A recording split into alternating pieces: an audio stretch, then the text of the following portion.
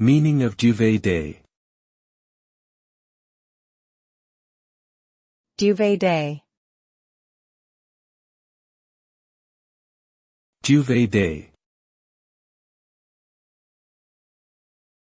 Duvet day.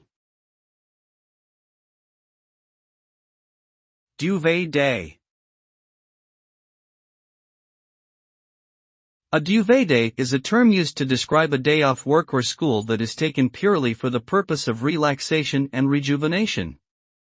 The idea is that one spends the day snuggled up under a duvet, or comforter, in bed, enjoying some much-needed rest. This type of day off is typically not taken for any specific reason such as illness or personal obligations, but rather as a way to recharge and take a break from daily stressors. Ultimately, a duvet day is meant to leave one feeling refreshed and ready to tackle whatever lies ahead.